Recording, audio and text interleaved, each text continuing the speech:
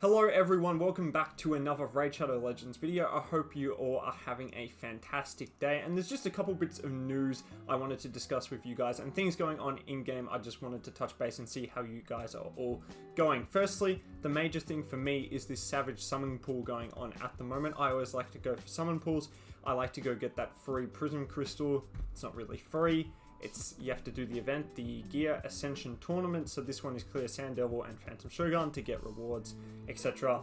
And to me this looks like it's a bit of inflation. I believe it's usually 6,900, so it looks like a 500 point inflation here, which I'm not sure if that's because my level increased, so at the moment I'm level 81, maybe it's because I went to level 80, but I'm not sure if that's the case, so let me know down below if it's also increased for you guys. But I will be going for this. I've got plenty of gems, so I'll be using my gems to go get it.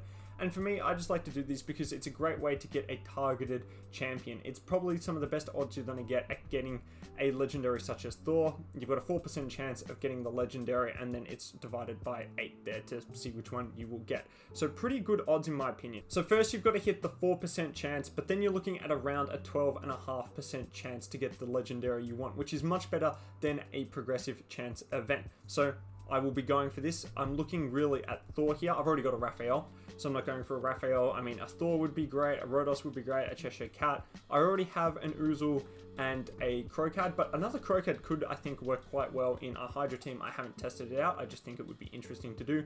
Valar is great for Chimera. He does a lot of these poison sensitivity trials here, increase accuracy, decrease resistance. He's more of an endgame champion though, because you need to be able to build a team around him. This guy, the Ash Arrow, is meant to be an Armand's counter, I believe, here with his passive and the decreasing of the turn meter, increasing his damage on his next attack, but I don't think he's that great. And then First Axe Touch Score, I mean, is pretty good in terms of if you need a damage dealer in the Ogren tribes. They've got pretty bad champions. But in terms of an overall tier list rating, he's not someone I would be really looking for. And of course, if you don't have Raphael, you would be probably looking for Raphael from this. And Oozle, didn't touch on, I already have him. He's pretty good, he needs pretty good gear, and I don't have the Relentless gear to get enough damage out of him, so I don't really use him that much at the moment. In terms of the epics, you've got some great options, lots of Mikage fusions in here. I will be looking for Ashma as the Mikage fusion. I am still missing. Geomancer's is great for early game boss damage. He's just really easy to use.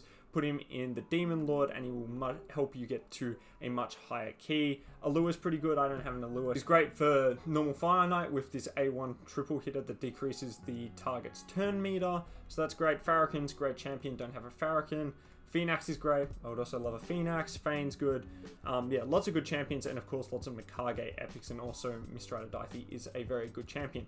So overall, the summon pool I think is good. There's nothing like really stand out to me as being a must-have. Like I'm really looking for a Wixwell at the moment, so Wixwell would have been a standout to me, but Rotos, Thor, Cheshire Cat, they're all really good champions. So overall, it's pretty strong. Depends if you're gonna look at the epics as something you'd be interested in, because of course 94% chance you're gonna get an epic. I don't have a Geomancer. I want Ashma. I don't have an Allure. There's still plenty of champions here that I don't have, so I'm more than happy to go spend the gems in order to get it done. So I will be going for the summon pool, and overall I think it's pretty good. I don't mind it, but of course make your own decision, and I can't comment on if it's good value or not if you're going to spend money on it, because obviously I don't spend any money. Now the other thing I did want to touch on quickly is this Halloween path. I did not go for the champion chase on the weekend. I am working towards getting Maria, I believe is her name. Yeah, I am working towards getting Maria just because I need a damage dealer in my undead hordes. I decided to skip the champion chase because I thought doing the path might be better value overall for my account. So I've got 125 fragments so far for Thorn, so I've done 5 events. I skipped the champion chase, and we're gonna do this Halloween path instead. So because I skipped that champion chase, I'm down 25 points at the moment, which means I need to get a minimum of 50 points from this. And just a quick shout out to Fastidious. If you guys don't know him, I'd highly recommend going to his website and using his Raid Fusion Planner tool. It's a great tool. It helps me keep track of my fusions instead of having, like, I don't know, a photo I cross off the events I'm doing on. It's really helpful, very easy to use, very simple, so I'd recommend going and using it. I might even do a video on it in the future just discussing it, but I have put together a very quick Excel document here for you guys. I would also do the math yourself, so don't fully trust my math here, but this is basically the math that we're looking at in terms of the amount of points you need per fragment and just how many sacreds that's going to take you. So 25 fragments here, 18,250 points. Gonna cost you 4 sacred shards, which is better value than what that summon rush was offering, because I believe it was 6 sacred shards for 25 points.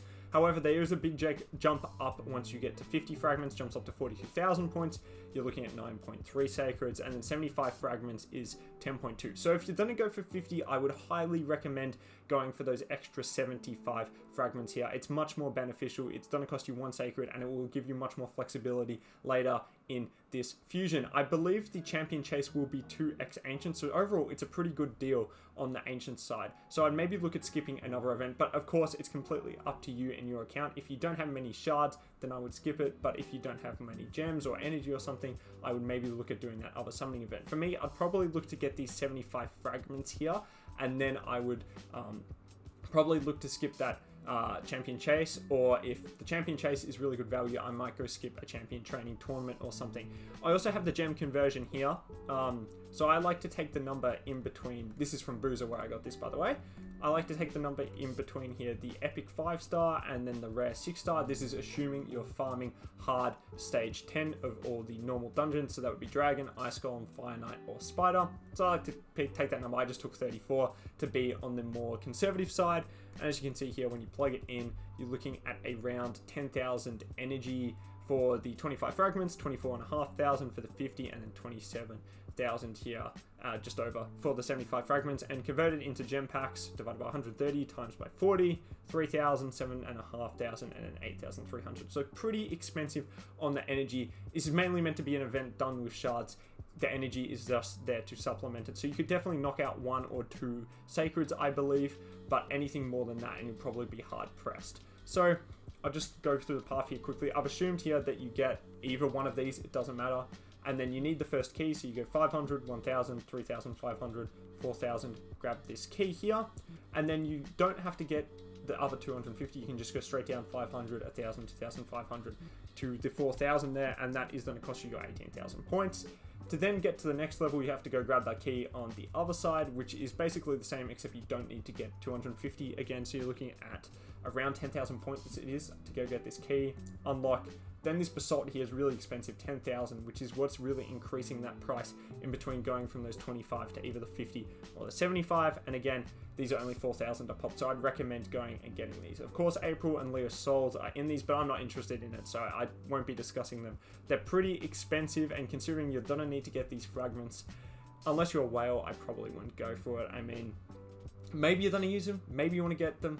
I won't be going for them. I'll leave it up to you guys to decide if you want to go for them. So that's really my thoughts on the path. I think it's overall pretty good value because, as I was saying, it's you're looking at 4 sacreds for these 25 compared to 6 in the summon rush, which is what usually happens. But yeah, the jump up to get these extra fragments here is a bit expensive. You're getting having to spend 5 sacreds to get to that 5 extra sacreds, sorry, to get to those extra 50 points, but then it's only 1 more to get to that 75. So you're looking at around 10 sacreds. To get to this, I'm probably looking at spending 8 sacreds. You can look at the other point breakdown here. It's 300 per ancient shard, 750 per void, and primals 2,700. I won't be pulling any primals. I might pull maybe 30 ancients just because I got a lot, and that should give me around 2 sacreds worth. I got 227.